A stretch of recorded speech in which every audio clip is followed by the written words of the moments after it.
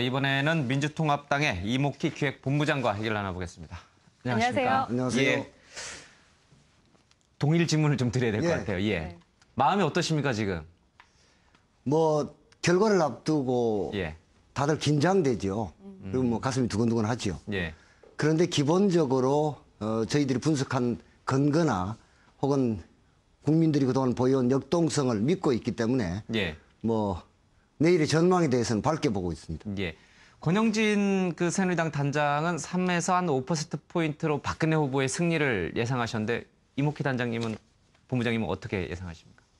저는 뭐 여러 가지로 볼 수 있는데요. 제가 원래 11월 27일 대선 레이스를 시작하면서 노무현 후보가 이겼던 58만 표 차 이상으로 이길 것이다 이렇게 얘기했습니다. 지금 여러 가지를 종합해서 보면 3% 정도 이길 것이다. 80만 표 내지 90만 표 이길 것이다 이렇게 봅니다. 양쪽 모두 이기는데 3%포인트 가까이 높게 보시네요, 격차를. 예, 그건 전 지금 예를 들면 솔직히 말씀드리면 16일까지는요 초박빙 판세를 보였습니다. 토론이 있던 날. 예. 그러니까 문재인 후보가 쫓아가는 초박빙이었죠. 그런데 17일부터 어제부터는 문재인 후보가 박근혜 후보를 지지율에서 넘어서고 있다. 이런 판단입니다. 그럼 뭐 여러 가지 여론조사 결과나 판별 분석해 보시면 알 것 같고요. 예. 그 지금 문재인 후보는 조금씩 오르는 추세고 박근혜 후보는 멈춰 있는 추세입니다. 이게 하나 있고, 그다음에 저희들에게는 새누리당이 갖지 못한 게 있습니다. 하나는 전통적으로 여론조사에서 숨는 표가 있습니다. 숨은 약분표요. 네. 숨는 표. 예. 다른 하나는 여론조사에 잡히지 않는 표가 있습니다. 숨는 표라고 하는 것은 군사 독재 정권 시절에 생겼는데 지금 많이 줄었죠. 네. 근데 아직도 남아 있습니다. 이런 표가 그건 거의 우리 표죠. 투표장이면 나오면 우리 표가 되는 것입니다.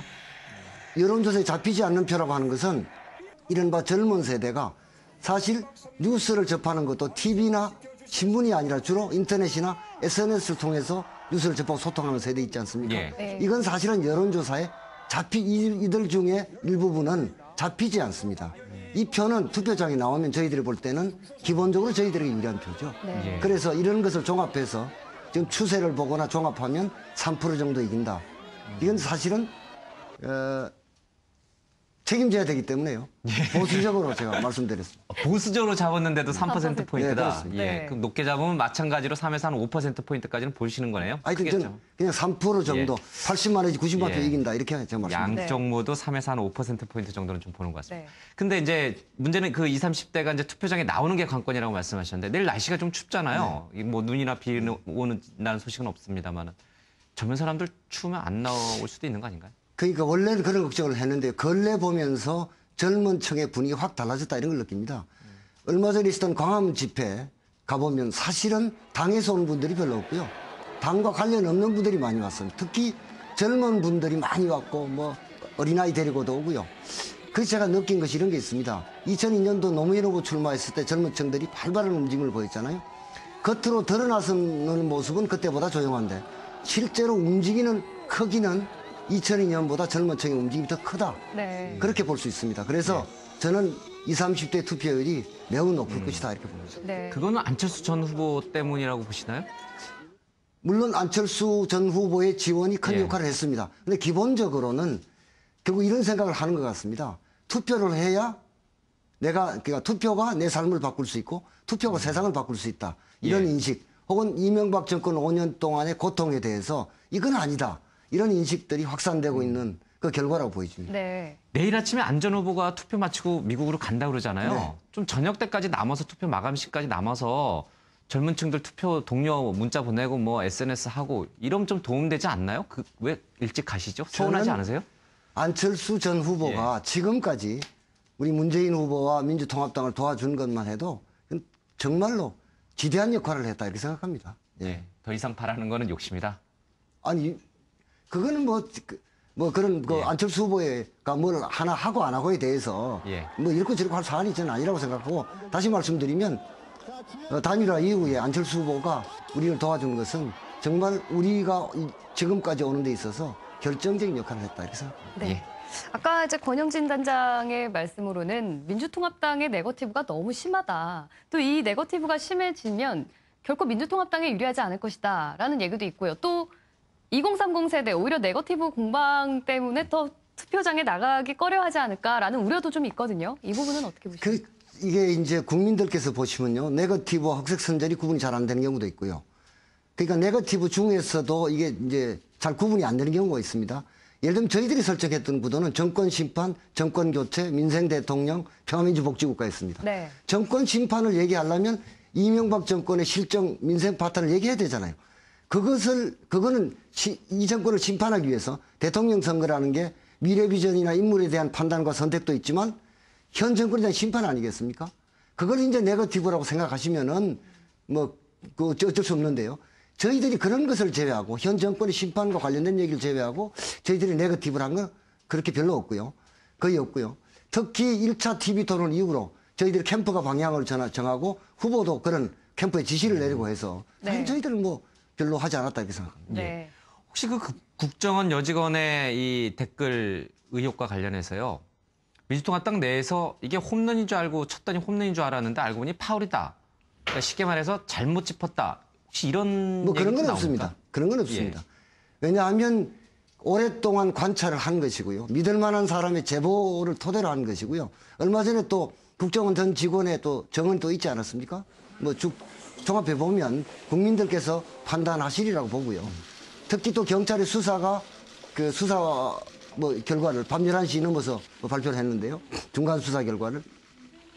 그 다음날 기자들이 질문만 들어봐도 이게 얼마나 부실한 수사였는가. 이게 드러나지 않지 않습니까? 네. 그래서 저희들은 그런 생각하지 않습니다. 예. 다만 결국 이것은 내일까지 정확한 수사 결과가 나오지는 않겠습니다만 예. 대선이 끝나도 철저히 수사해서 그 진상을 밝혀야 한다 이렇게 생각합니다. 예. 네. 새누리당 쪽에서 그 NLL 문제요. 지금 검찰이 이제 수사한다고 했는데 이게 선거 막판에 나왔습니다. 네. 이 부분도 좀 의혹을 갖고 보시나요?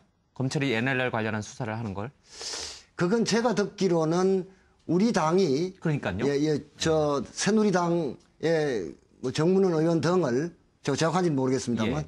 고발한 사건과 관련해서 제가 듣기는 그렇게 들었습니다. 예.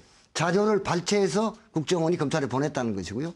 사실은 그러면 검찰이 뭘 발표하려면 수사 결과를 발표하면서 발표하는 거 아니겠습니까? 수사가 내일까지 되는 건 예. 아닐 테고요. 그러니까 그냥 그 상태로 이 상태로 갈 것 같고요. 그 대목에 대해서 저희들은 문재인 후보 스스로 정상회담 추진위원장했고 비서실장으로서 대화록을 다 보고 나서 넘겼다고 하는 거 아니겠습니까? 네. 그러니까 문재인 후보가 그 부분에 대해서 전혀 신경 쓰지 마라. 네. 그건 내가 철저히 확인해서 넘긴 것이다. 이렇게 얘기를 하고 있으니까요. 예. 자신 있다는 얘기네요. 네, 그럼요. 예. 마지막으로 유권자들에게 한 말씀 예. 해주시죠. 예, 내일 날씨가 춥다고 합니다. 네. 그러나 투표는 국민의 정말 신성한 권리자 의무 아니겠습니까? 모두 한 분도 빠짐없이 투표장에 나와주시면 좋겠습니다. 저희들은 문재인 후보가 얘기하는 예. 네. 사람이 먼저인 나라 이거 만들어서 여러분께 보답하도록 그렇게 하겠습니다. 예. 고맙습니다. 네. 문 후보가 오늘 서울에서 시작해서 부산으로 가잖아요. 네. 제일 초 접전 지역, 제일 중요한 선거 전략적 요충지는 서울 수도권인데 왜 부산에서 유세를 마무리 짓나요? 그게 좀 궁금하던데. 서울이 가장 유동성이 많고 그런 것이죠. 그래서 표심은 이제 많이 정리했다고 보이지 않겠습니까? 근데 문 후보는 아시다시피 그쪽에서 태어나고 자라고 지금 주민등록이 거기 돼 있습니다. 투표를 거기서 또 해야 됩니다. 예. 그래서 서울에서 출발해서 대전, 대구를 들러서 천안, 대전, 대구를 들러서 부산에 가서 고향에 가서 제가 이제 열심히 20일 동안 뛰고 왔습니다. 예. 라고 하는 것이 우리 정서상 맞지 않겠는가 네. 그런 생각을 했습니다. 그러면 거기서 투표하시고 선거까지 끝내시고 유세 끝내시고 투표도 하시고 그리고서 이제 그 다음날 아침에 올라오시는 건가요? 그렇죠. 내일 아침에 본인이 사는 지역구에서 투표를 하고 예. 서울로 올라옵니다. 네. 오늘 밤 푹 주무실 것 같습니까? 고향집에서? 누가요? 문재인 후보가. 글쎄요. 문재인 후보가 제가 보면요. 예. 담대한 데가 있어요. 그러니까 일이 일비 잘 하지 않아요. 여러 가지 변동이 있어도. 예. 그래서 한 데가 볼 때는 아마 그동안 못 잔 잠 실컷 잘 것 같습니다. 내일이 결전의 날인데도 불구하고 오늘 시큰 잘 것 같다. 예, 아주 숙면을 네. 제가 그동안 지켜본 문재인이란 이런 개인을 보면요. 네. 아주 담대한 사람입니다. 보통 마음이 편해야 좀 잠도 잘 오고 그럴 텐데요. 아주 네. 그러니까 편하게. 내가 예. 최선을 다했고 정말 많은 사람이 함께 해줬기 때문에 그냥 네. 편안한 마음으로 예. 결과를 기다린다 이런 거 아니겠습니까? 알겠습니다. 자신감이 예. 그만큼 있다는 예. 얘기군요. 네. 예. 민주통합당 이목희 기획본부장이었습니다. 고맙습니다. 네, 감사합니다.